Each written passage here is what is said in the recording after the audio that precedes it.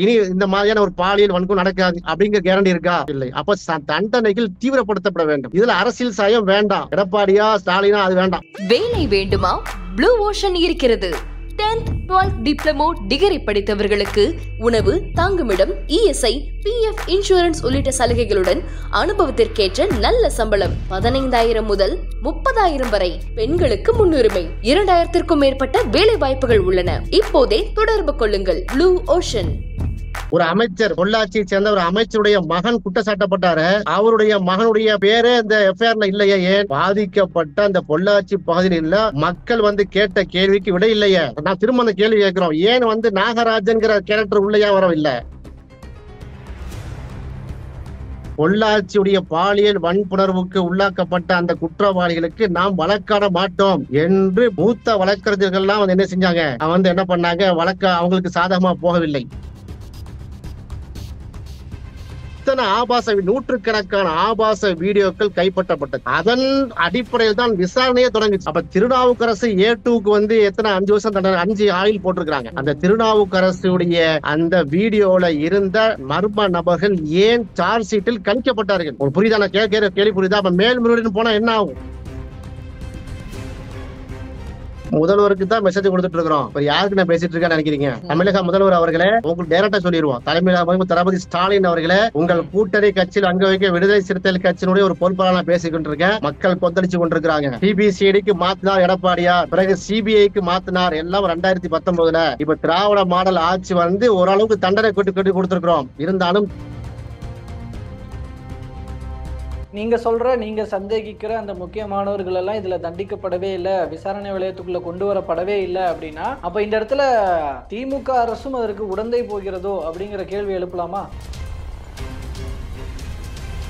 சாட்சியம் கூறுறாங்க. இல்ல, எங்களை இவர் பாலியல் பலாத்காரம் பண்ணாங்க. அப்ப அந்த வழக்குடைய தீவிர தன்மையை கருத்தில் கொண்டு வழக்கு பதியப்பட்ட நாளிலிருந்து குற்றம் சாட்டப்பட்டு ஜட்ஜ்மெண்ட் வர வரைக்கும் இவங்களுக்கு பிணை கிடையாது. இது யாருடைய ஆட்சி காலத்தில் நடந்துச்சு? அதுதான் நமக்கு ஆதங்கமாக இருக்கிறது. நூற்றுக்கணக்கான பள்ளி கல்லூரி மாணவர்கள் இன்னும் குற்ற உணர்வோடு வாழ்ந்துட்டு இருக்காங்க. அதில் பல பெண்கள் பாத்தீங்கன்னா மேரேஜ் ஆகி ஒரு குழந்தை 2 குழந்தையோட இருக்கிறாங்க. அவங்களுடைய வீடியோக்கள்லாம் வெளிவந்தா என்ன ஆகுறது அப்படிங்கெல்லாம் பேசப்பட்ட வழக்குடைய தண்டனை இப்படி இருக்க கூடாது. என்ன, இப்ப நான் ஜட்ஜா இருந்தோம்னா தூக்குல போடியான்னு இருப்பேன்.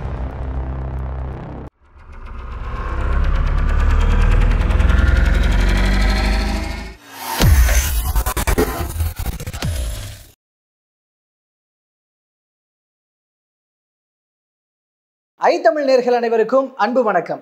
இன்றைய சிறப்பு நேர்காணலில் நம்மோடு இணைந்திருக்கிறார் வழக்கறிஞர் திரு அகமது ஷாகிப் அவர்கள். அவரிடம் இன்று பேசுபொருளாக இருக்கிற பொள்ளாச்சி பாலியல் விவகாரத்தில் வெளியாகி இருக்கிற தீர்ப்பு குறித்து பல்வேறு விஷயங்களை பேசியிருக்கிறோம். பேசலாம். வணக்கம் சார். வணக்கம் சார். இன்னைக்கு 2019 இருந்து தற்போது வரைக்கும் நடந்துகிட்டு இருந்த ஒரு வழக்கினுடைய, அதாவது நாட் ஒன்லி தமிழ்நாடு, இந்தியா முழுக்கவே பேசுபொருளான ஒரு வழக்கு பொள்ளாச்சி பாலியல் வன்கொடுமை. அதுல இன்னைக்கு தீர்ப்பு வெளியாகி இருக்கு. சம்பந்தப்பட்ட 9 பேருக்கும் ஆயுள் தண்டனை. அது ஒவ்வொருத்தவருக்கும் அவங்கவுங்க குற்றங்களின் அடிப்படையில ஆயுள் தண்டனை கூடுதலாகவும் குறைவாகவும் இருக்கிறது. இந்த தீர்ப்பினுடைய புள்ளியிலிருந்து வழக்கினுடைய நகர்வுகளை எப்படி பார்க்கிறீங்க? பொல்லாத ஆட்சி பொள்ளாச்சியே சாட்சி என்ற ஸ்லோகன் இருந்தது. அதாவது என்னை பொறுத்தவரையில ஆட்சிகள் மாறிக்கொண்டிருக்கிறது, ஆனா காட்சி மாறவில்லை. இருந்தாலும் தீர்ப்பை வரவேற்கிறேன். எதிர்பார்த்த தீர்ப்பு அது அல்ல.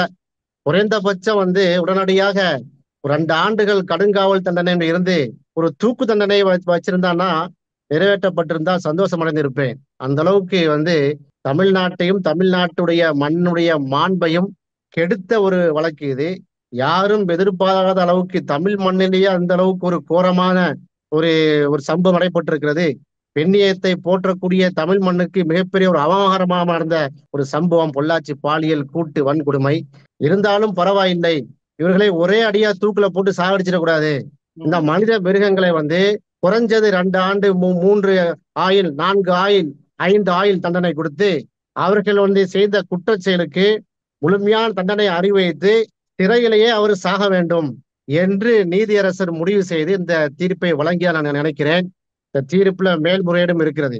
இந்த தீர்ப்பை குறித்து இந்த வழக்கு கடந்து வந்த பாதை என்னென்னா இடைஞ்சல்கள் எல்லாத்தையும் தாண்டி பரவாயில்லை, ஏதோ தீர்ப்பு கொடுத்திருக்கிறார்கள், குற்றவாளிகள் தண்டிக்கப்பட்டிருக்கிறார்கள். என்பது மட்டும் தெளிவாகிறது. ஆனால் எதிர்பார்த்த இன்னும் சில குற்றவாளிகள் என்று கருதப்பட்டவர்கள் விடுபட்டும் இருக்கிறார்கள். ஆக ஒட்டுமொத்தத்தில் பார்க்கும்போது தீர்ப்பை வரவேற்கிறோம். இது கடைசியா இருக்கணும். பொள்ளாச்சியுடைய அந்த அவலத்திற்கு ஒரு தீர்ப்பு கிடைத்திருக்கு, நீதி கிடைத்திருக்கிறது. அதுபோல சிறிமதிக்கும் நீதி கிடைக்க வேண்டும். கள்ளக்குறிச்சி கனியாமொழி வழக்குல தொடர்ச்சியா களமாடி கொண்டிருக்கிறோம். ஏன் நாங்க சிறிமதியான்னு சொல்லணும்னா 2 வழக்கு தான். பொள்ளாச்சியுடைய இந்த கொடூர வழக்கு, மற்றொன்று ஸ்ரீமதி வழக்கு. ஸ்ரீமதி வழக்கு எங்க போய் நிக்குன்னு எங்களுக்கே தெரியவில்லை. அப்ப இதையெல்லாம் பார்க்கும்போது ஒரு கடுமையான தண்டனையை நிறைவேற்றப்பட்டால்தான் இனி ஸ்ரீமதிகள் வரமாட்டாங்க.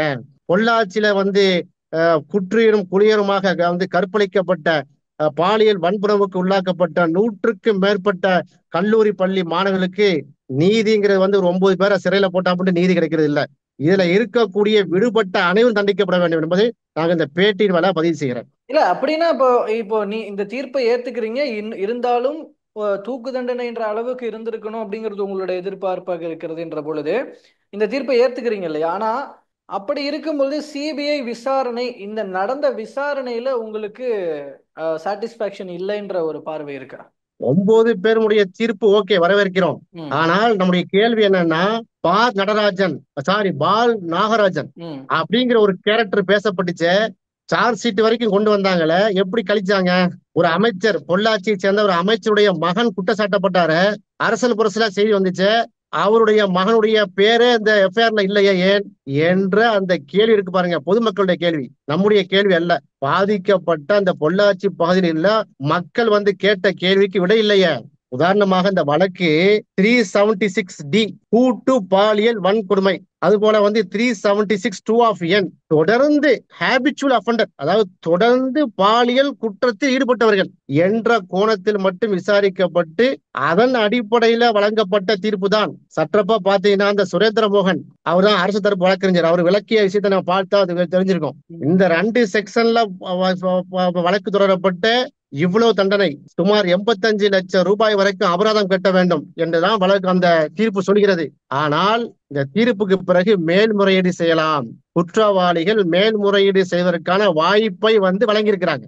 எந்த அடிப்படையில சொன்னா அந்த வாய்ப்பு வழங்கியிருக்க கூடாது என்று சொல்கிறேன். ஏன் சாட்சியத்துல பொதுவாகவே இந்தியாவுல சட்ட அமைப்புன்றது அப்படித்தானே இருக்கு. கீழ்கோர்ட்ல இருந்து மேல்கோர்ட் போகிற ஒரு வாய்ப்பு எல்லாருக்கும் வழங்கப்படுது தானே. அந்த வகையில அவர்கள் செய்த தவறுதான், இந்த தண்டனை வரவேற்கப்பட வேண்டியதுதான். அதே நேரத்துல இந்த மேல்முறையீடு போறதுன்றத எப்படி பார்க்க வேண்டியிருக்கு? நிர்பயா கேஸ்ல மேல்முறையீட அந்த நீதியரசர் ரத்து செய்தார.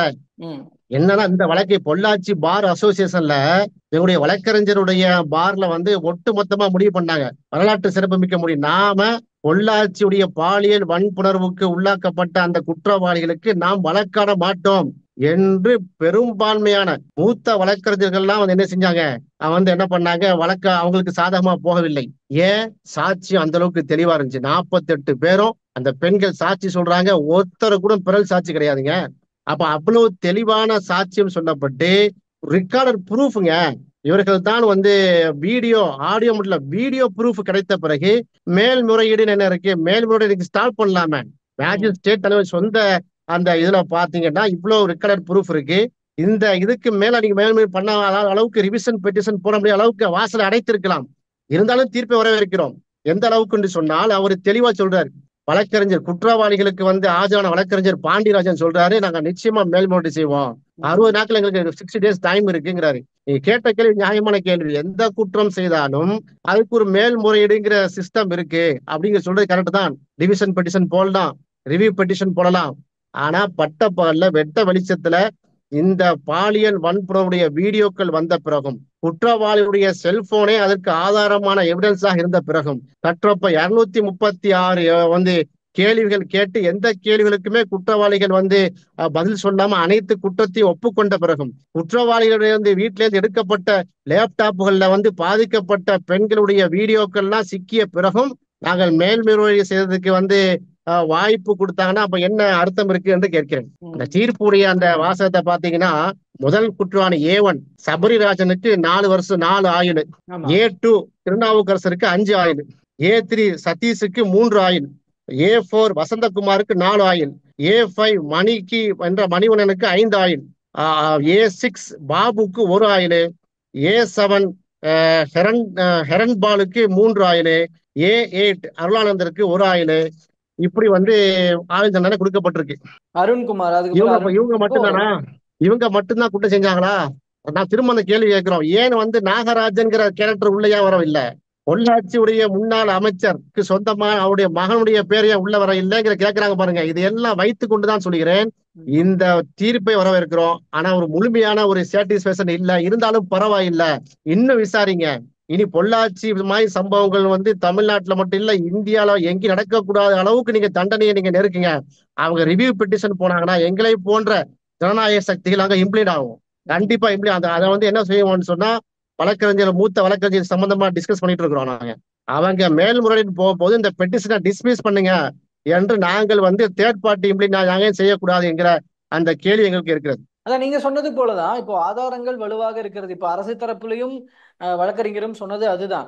ஆதாரங்கள் வலுவாக இருக்கிறது. மேல்முறையீடு போவதற்கான வாய்ப்பு இருந்தாலும் கூட மேல்முறையீடு போகும் பொழுது கண்டிப்பாக தண்டனை இதே தண்டனை உறுதி செய்யப்படுவதற்கான வாய்ப்புகள் தான் இருக்கிறது. ஏன்னா ஆதாரங்கள் அந்த அளவுக்கு வலுவாக இருக்கிறது அப்படின்னு சொல்றாங்க இல்லையா? அப்போ மேல்முறையீட்லயும் இதே தீர்ப்பு தான் அங்கேயும் வந்து திரும்ப ஒரு சொல்ல போறாங்க.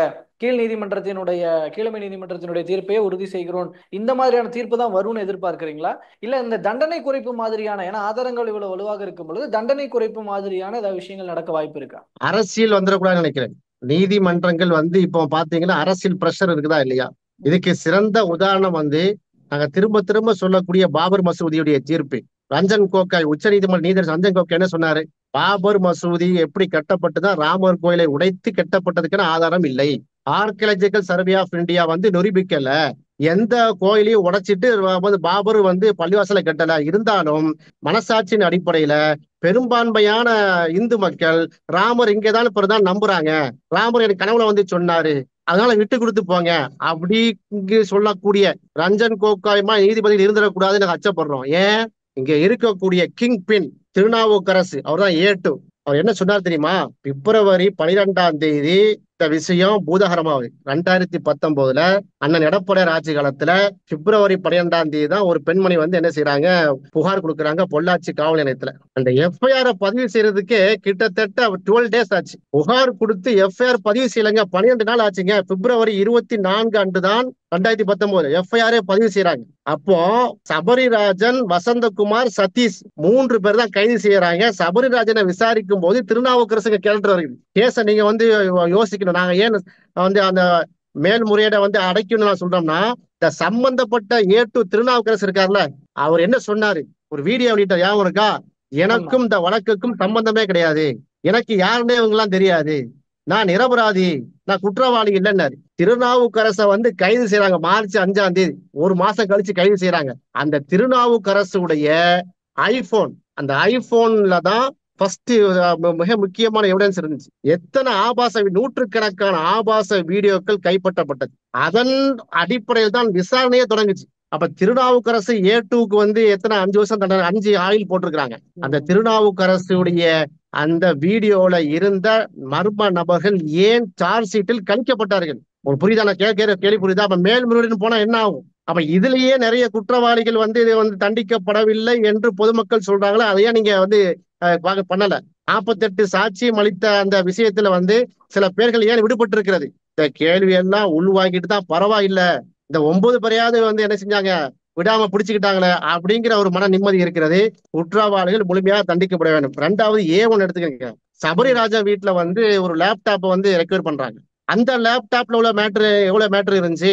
அந்த லேப்டாப்ல பெண்களை நிர்வாணமாக்கி, சொல்றதுக்கே வாய் கூசமா இருக்கு. அந்த வீடியோலாம் பாத்தீங்க, அண்ணனே அடிக்காதீங்க, ஒரு சின்ன ஒரு பச்சை குழந்தை அழுவுங்க அந்த கல்லூரி மாணவிங்க, பார்த்தோமா இல்லையா? அண்ணன் அடிக்கிறாங்க, என்னுடைய ட்ரெஸ்ஸை வந்து ரிமூவ் பண்றாங்க. எவ்வளவு அசிங்கம் பாருங்க. நம்ம வீட்டுல எல்லாம் பெண்கள் இருக்கிறாங்க, நம்ம பிள்ளைகளை வைத்துக் கொண்டிருக்கிறோம், சகோதர சகோதரியோட நம்ம வந்து வாழ்ந்து கொண்டிருக்கிறோம். அப்ப இந்த மாதிரி ஒரு காமுகங்களை பெற்றிருக்க அந்த பெற்றோர்களுக்கே நினைக்கல பாருங்க. நம்முடைய பெற்றோருக்கு நம்ம பிறந்திருக்கோம், நம்ம தாய் ஒரு பெண் தான் நினைக்கல பாருங்க. நம்ம தங்கச்சி, நம்முடைய அக்கா தங்கச்சி அதை பத்தி எந்த விதமான யோசனை எல்லாம் பண்ணிருக்கானு பாருங்க. அப்ப இந்த காம கொடூரர்களுக்கு வந்து இந்த தண்டனை 10 இருந்தாலும் சரி, ஒரு லைஃப் உள்ள வச்சு லாக் பண்ணிட்டாங்க. ஆனால் இவரோடு சேர்ந்த மற்றவர்கள் எங்கே தண்டிக்கப்பட வேண்டும்? இவர்கள் தான் குற்றவாளியா? அல்லது இந்த வழக்கு இல்ல விசாரணை இப்போ இன்னும் ஆட்கள் சேர்க்க அப்படிங்கிற வேண்டியிருக்கிறா? இல்ல விடுபட்டவர்கள் விடுபட்டது அப்படின்றது அடிப்படையில நீங்க கடந்த கால அதிமுக ஆட்சி அதை ஆண்டவர்கள் சம்பந்தப்பட்ட அதிமுக புள்ளின்னு அவங்கள கை காட்டுறீங்க இல்லையா? இல்ல அவர்கள் மீது சந்தேகத்தை வைக்கிறீங்க இல்லையா?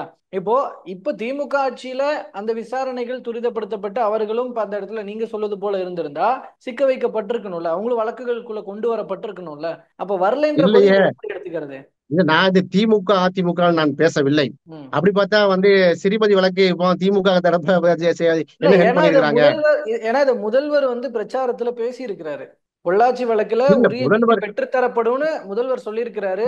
இங்கேயும் இப்ப அரசு தரப்பினுடைய இன்புட்ஸ் எல்லாம் இருக்கு இல்லையா? சோ அதனால கேக்குறேன். முதல்வருக்கு தான் மெசேஜ் கொடுத்துட்டு இருக்கிறோம். இப்ப யாருக்கு நான் பேசிட்டு இருக்கேன்னு நினைக்கிறீங்க? ம். தமிழக முதல்வர் அவர்களே, உங்களுக்கு டைரக்டா சொல்லிடுவோம். தளபதி ஸ்டாலின் அவர்களே, உங்கள் ம். கூட்டணி கட்சியில் அங்க வைக்க விடுதலை சிறுத்தைகள் கட்சியினுடைய ஒரு பொறுப்பாளர் நான் பேசிக் கொண்டிருக்கேன். மக்கள் கொந்தளிச்சு கொண்டிருக்கிறாங்க. ஐ தமிழ் நியூஸ் ரொம்ப கஷ்டப்பட்டு கிளைக்கணும். டைரக்டா சொல்றோம். முதல்வருக்கே தான் பேசுறோம். ம். முதல்வர் ஸ்டாலின் தான் அந்த கோரிக்கை வைக்கிறோம். சிபிசிஐடிக்கு மாத்தினார் எடப்பாடியார், பிறகு சிபிஐக்கு மாத்தினார், எல்லாம் 2019. இப்ப திராவிட மாடல் ஆட்சி ஓரளவுக்கு தண்டனை கொட்டி கொடுத்திருக்கிறோம். இருந்தாலும் தண்டனை ஒரு வாசல் லூப் போல வைத்திருக்கப்பட்டிருக்கிறதோ, மேல்முறையீடுல வேற நடந்துடக்கூடாது. ஏன்னா எதிர்த்தரப்பு லாயருடைய ஸ்பீச் அப்படிதான் இருக்கிறது. முதல்ல அவரு எப்படிதான் ஆஜரானோ தெரியல. வழக்கறிஞர் தொழிலை தொழிலா பண்ணிருங்க, சர்வீஸா பண்ணணுங்க. அவ்வளவு பக்காவா தெரியுதுங்க. இப்போ எங்களோட ethics and excellence of lawyers இருக்குல்ல. இப்ப உதாரணமா ஒருத்தர் அருவாளை தூக்கிட்டு வர்றாரு, ரத்தம் சொட்ட சொட்ட வருகிறார். வழக்கறிஞர் நாங்க என்னமா செய்யணும்? ஜாமீன் என்ன செய்யணும்? பெயில் அப்ளை பண்ணணும் அவருக்கு. ஏன்? அவர் கொலை செய்தாரா, அல்லது தற்காப்புக்கு அவர் வெட்டினாரா, அல்லது வேற எவனாவது கொலை செஞ்சு இவன் கையில வருவாளை கொடுத்தானா நமக்கு தெரியாது. ம். யாரு விசாரிப்பார்? நீதி அரசர் தான் விசாரிப்பார். நீதி அரசர் தான் என்ன செய்யணும்? ஜட்ஜு தான் ஜட்ஜ்மெண்ட் கொடுப்பாரு. ஒரு வழக்கறிஞர் ஜட்ஜ்மெண்ட் என்ன செய்ய முடியாது, பண்ண முடியாது. அந்த அடிப்படையில எத்திக்ஸ் அண்ட் எக்ஸலன்ஸ்ல நாங்க என்ன செய்யணும்? வழக்கறிஞர் அடிப்படையில ஒரு ஏபி என்ன செய்வோம்? ஆன்டி பெயில் அப்ளை பண்ணுவோம். பெயில் அப்ளை பண்ணுவோம். இது மாதிரி வழக்கா இது பொள்ளாச்சி வழக்கு? அவ்வளவு வீடியோ எவிடன்ஸுங்க. யார் இந்த ரூமுக்குள்ள போறா, யார் பெண்களை சீரழித்தார், அந்த மாணவிகளை சீரழித்தார் என்பதுக்கு ஆர்டிபிஷியல் இன்டெலிஜென்ஸ் ஏஐ வைத்து போட்டோ ஷூட் கிடையாது. எல்லாமே ஒரிஜினல் வீடியோஸ். எங்க ரெக்கவர் பண்றாங்க? குற்றவாளியோட லேப்டாப்ல இருந்து, குற்றவாளியுடைய செல்போன் ரெக்கவர் பண்றாங்க. அவர்களை காப்பாற்றுவதற்கு ஒரு வக்கீல் போய் நிக்கிறாங்க வழக்கறிஞர். உண்மையிலேயே வெக்கமா இருக்கிறது. அப்ப இதையெல்லாம் வைத்துக் கொண்டுதான் நம்ம சொல்லுகிறோம், தளபதி ஸ்டாலின் அவர்களே, இந்த திமுக ஆட்சியில ஒரு வந்திருக்கிறது. எதே இந்த தீர்ப்பு வந்திருக்கிறது. சட்டமன்றத்திலே ஒலித்த குரல் இது. தீர்ப்பு ஓகே. ஏன்னா ஜட்ஜை பொறுத்த வரைக்கும் அவங்க பேரு நந்தினி தேவி ஆஹ் அவர்கள். நந்தினி ஜஸ்டிஸ் தேவி. நந்தினி தேவி. ஜஸ்டிஸ் நந்தினி தேவி உண்மையிலேயே பாராட்டப்பட வேண்டிய ஒரு ஜஸ்டிஸ் தான், நீதியரசர் தான். 5 வருஷத்துக்குள்ள விசாரிச்சு சொல்லிட்டாங்க தீர்ப்பை. அவங்களுக்கு என்ன பிரஷரு? அவங்களை டிரான்ஸ்பர் பண்ணாங்களா இல்லையா? ம். அவர்களே டிரான்ஸ்பர் பண்ணப்பட்டு திரும்ப அவர் ஜனநாயக சக்தி எல்லாம் அவர் டிரான்ஸ்பர் பண்ணக்கூடாது என்று வழக்கு தொடரப்பட்டு திரும்பவும் இந்த வழக்கு விசாரணைக்கு வந்தவங்க. அப்ப அவங்க துணிச்சலாக தான் என்ன செஞ்சிருக்காங்க? நீதியா தான் விசாரித்து யாருக்கும் அச்சப்படாமல் பயப்படாமல் தான் என்ன செஞ்சிருக்காங்க? அவர் நீதியை சொல்லியிருக்கிறார்கள். இருந்தாலும் இதுல வேற யாரும் விடுபட்டிருந்தா அவர்களையும் சேர்க்க வேண்டும். அவர்களையும் தன்னிக்க வேண்டும் நம்ம சொல்றோம். ஏன் இது கற்பனையில சொல்லல? இந்த வழக்குடைய புல் டீட்டெயில் என் கையில இருக்கு. விசாரணை, சார்ஜ் ஷீட்டு, அதனுடைய கிளிம்சஸ் என்ன எல்லாமே நம்ம கையில எடுத்து வந்துகிட்டே இருக்கணும். முழுமையாக வரவில்லை, வந்து கொண்டே இருக்கிறது. இது வரைக்கும் பாத்தீங்கன்னா இல்ல அந்த இப்ப இதுல சார்ஜ் ஷீட்ல நீங்க சந்தேகிக்கிற அந்த முக்கியமானவர்கள் எல்லாம் இதுல தண்டிக்கப்படவே இல்லை, விசாரணை வளையத்துக்குள்ள கொண்டு வரப்படவே இல்லை அப்படின்னா, அப்ப இந்த இடத்துல திமுக அரசும் அதற்கு உடந்தை போகிறதோ அப்படிங்கிற கேள்வி எழுப்பலாமா? இல்ல ஐ மீன் திமுக அரசு அந்த தலைவர முடியாது. மெயின் ஏன்னா ஆட்களுக்கு மெயின் ஆட்களுக்கு இல்ல சார்ஜ் ஷீட்ல குற்றப்பத்திரிகை சுமார் 1500 பேஜஸ்ங்க. அது ஆமா. எடப்பாடி ஆட்சியிலேயே போட்டு க்ளோஸ் பண்ணிட்டாங்க. சார்ஜ் ஷீட்டை ரீஓப்பன்லாம் பண்ண முடியாது. ஏன்? 76 கோணத்துல உள்ள குற்றச்சாட்டுகளுங்க. 205 ஆவணம் எல்லாம் முடிச்சிட்டாங்க. அது முடித்த பிறகு 2 வருஷம் கழிச்சு தான் திமுக ஆட்சிக்கே வருகிறது. நம்ம இது ஆட்சி எடப்பாடியார் ஆட்சி ஸ்டாலின் ஆட்சின்னு பார்க்க வேணாம். நான் ஆரம்பத்தில் என்ன சொன்னேன்? ஆட்சிகள் மாறிக்கொண்டிருக்கிறது, காட்சிகள் மாறவில்லைன்னு சொல்லி தானே பேட்டியை ஆரம்பிச்சேன். இது அரசாங்கம் திமுக அதிமுகன்னு பார்க்க வேண்டாம். என்ன சொல்கிறோம் என்றால், போலீஸ் இன்வெஸ்டிகேஷன்ல தளபதி ஸ்டாலின் ஆட்சியிலும் எஞ்சிருந்தது. ஏன் சில ஆட்கள் விடுபட்டாங்க கேள்வி நான் கேட்கக்கூடிய துணிச்சலும் மாற்றம் எங்களுக்கு இருக்கு. நாங்க ஆளுங்கட்சி கூட்டணி எல்லாம் பார்க்கல. இந்த இல்ல நிறைய விஷயத்துல ஆட்சி அரசுகளை பேஸ் பண்ணி இந்த கேள்விகள் வைக்கப்படுதுன்னா, இப்போ இன்னைக்கு இந்த தீர்ப்பு வந்ததுக்கு அப்புறம் முதல்வர் மு க ஸ்டாலின் அவர்கள் எக்ஸ் தளத்துல ஒரு பதிவு ஒன்று போடுறார். இந்த மாதிரி ஒரு சரியான தீர்ப்பு வழங்கப்பட்டிருக்கிறது. இதெல்லாம் வந்து அந்த இதில் சம்பந்தப்பட்ட சார்களை மீது நடவடிக்கை எடுக்காதவர்கள் தலைகுனிய வேண்டும் அப்படின்னு போடும் பொழுது, இப்படி இந்த தீர்ப்பு வந்ததுக்கு உண்டான கிரெடிட்ஸை இப்போது அரசு ஆண்டு கொண்டிருக்கிற முதல்வர் மு.க.ஸ்டாலின் அவர்கள் கிளைம் பண்றார். கூட கோட் பண்ணி இபிஎஸ் அவர்கள் அதே எக்ஸ் வலைதளத்துல அவர் ஒரு தகவல்களை போடுறார். நீங்க சொன்னது போலதான் எல்லா ஆக்ஷன்ஸும், வழக்கு பதிவுப்பட்டது, புகார் பெறப்பட்டது, எஃப்ஐஆர் பதிவு பண்ணப்பட்டது, சிபிசிஐடி விசாரணை கொடுக்கப்பட்டது, சிபிஐக்கு மாற்றப்பட்டதுன்னு எல்லா ஆக்ஷன்ஸும் நாங்க பண்ணியிருக்கோம். நீங்க எங்களோட ஆக்ஷன்ஸுக்கு ஸ்டிக்கர் ஓட்டாதீங்க அப்படின்னு இபிஎஸ் பதிவுகளை போடுறாரு. சோ அரசு நடவடிக்கைகளை பேஸ் பண்ணி, தங்களுடைய அரசு நடவடிக்கைகளை பேஸ் பண்ணி கிளைம் பண்றாங்களே, அதனால அரசுகளை நோக்கி இந்த கேள்விகள் வருது. இல்ல, அது எடப்பாடியாரை கிளைம் பண்ணதுக்கு ரைட்ஸ் கிடையாது. ஏன் தெரியுமா? எடப்பாடியாருடைய ஆட்சி காலம் 2019 2021 வரைக்கும் அவர் இருந்தாங்க. 2 இயர்ஸா இந்த காலத்திலும் சம்பந்தப்பட்ட பெண்களுடைய அந்த சமூக வலைதளம் வெளிவச்சு பாருங்க. அந்த வீடியோ கூட அழிக்கப்படலையே. இந்த வீடியோக்கள் எப்ப அழிக்கப்பட்டது? திமுக ஆட்சி வந்தவர்தான் அழிக்கப்பட்டது. இது ஒண்ணு. ரெண்டாவது, பிணை வழங்குறதுக்கு பிணை கேட்டாங்க பாருங்க. அப்ப எல்லாம் பாத்தீங்கன்னா எடப்பாடி ஆட்சி காலத்துல சிபிசிஐடியில இருக்கு, சிபிஐல இருக்குன்னு சொல்லி காலம் காத்தி கொண்டிருந்தார்கள். இந்த ஆட்சி திமுக ஆட்சி வந்த பிறகுதான் இவங்களுக்கு பிணை கிடையாது. ஜட்ஜ்மெண்ட் வந்துச்சா இல்லையா? இந்த 8 பேருக்கும் 7 பேருக்கு நேரடியாக சாட்சியம் கூறுறாங்க. இல்ல, எங்களை இவர் பாலியல் பலாத்காரம் பண்ணாங்க. அப்ப அந்த வழக்குடைய தீவிர தன்மையை கருத்தில் கொண்டு வழக்கு பதியப்பட்ட நாளிலிருந்து குற்றம் சாட்டப்பட்டு ஜட்ஜ்மெண்ட் வர வரைக்கும் இவங்களுக்கு பிணை கிடையாது. இது யாருடைய ஆட்சி காலத்தில் நடந்துச்சு? பிளஸ் அண்ட் மைனஸ் எடுத்துக்கிட்டா ரெண்டுமே இருக்கு. நம்ம அதுக்குள்ள போக வேண்டாம்னு சொல்றேன். இதை தலைவர் ஸ்டாலின் அவரு இதை எடுத்துக்கிட்டாருன்னா அது அவருடைய சொந்த கருத்து, அவர் பதில் சொல்லிட்டு போறாரு. நான் என்ன சொல்லி வழக்கறிஞர் அடிப்படையில் சொல்கிறேன். 5 வருஷமா நடந்த மேட்ரு, 1500 பக்கம் சார்ஜ் ஷீட்ல நிறைய விஷயங்கள் இருக்கு. அந்த சார்ஜ் ஷீட்டையே படிச்சு பார்க்க முடியாது. அவ்வளவு மோசமான ஒரு இதுன்னு வைங்களேன். அவ்வளவு ரத்தக்கடை அளிக்கக்கூடிய இருக்கு. அதாவது இந்த நீதிமன்றத்துல விசாரணை கூட என்னுடைய வழக்கறிஞர் நண்பர்களா இருந்தாங்க. இந்த சாட்சியம் டைம்ல நிறைய பேர் மூத்த வழக்கறிஞர்கள்லாம் தேம்பி தேம்பி அழுத விஷயத்தெல்லாம் சொன்னார்கள். அப்ப அவ்வளவு கொடூரமான ஒரு சம்பவம். இந்த கொடூரமான அந்த சம்பவத்தை அவங்க செஞ்சுட்டாங்க. இது 1-2 பேர் ஏதோ செஞ்சுட்டான்னு இல்ல, நூற்றுக்கணக்கான பெண்களை சீரழிச்சிருக்காங்களே. அதுதான் நமக்கு ஆதங்கமாக இருக்கிறது. நூற்றுக்கணக்கான பள்ளி கல்லூரி மாணவர்கள் இன்னும் குற்ற உணர்வோடு வாழ்ந்துகிட்டு இருக்காங்க. அதில் பல பெண்கள் பாத்தீங்கன்னா மேரேஜ் ஆகி 1 குழந்தை 2 குழந்தையோட இருக்கிறாங்க. இப்ப அவங்களுடைய வீடியோக்கள்லாம் வெளியே வந்தா என்ன ஆகுறது அப்படிங்கெல்லாம் பேசப்பட்ட வழக்குடைய தண்டனை இப்படி இருக்கக்கூடாது. என்ன, இப்ப நான் ஜட்ஜா இருந்தோம்னா தூக்குல போடியான்னு இருப்பேன்.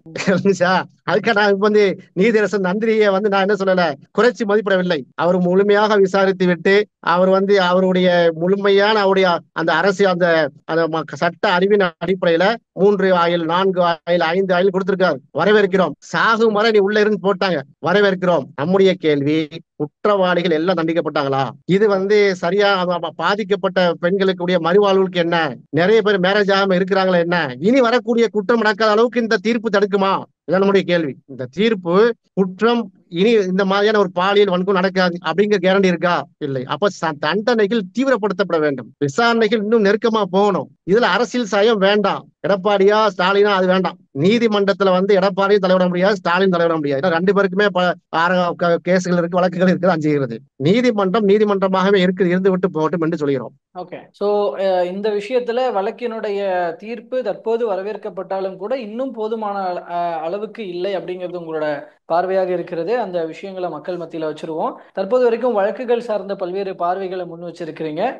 மேல்முறையீடு இது போகும் பட்சத்துல அப்போதும் அந்த மேல்முறையீடு எப்படி இருக்கும் அப்படிங்கறது தொடர்பா பேசுவோம். தற்போது வரைக்கும் பல்வேறு தகவல்களையும் கருத்துக்களையும் பகிர்ந்து கொண்டமைக்கு நன்றி சார். நன்றி.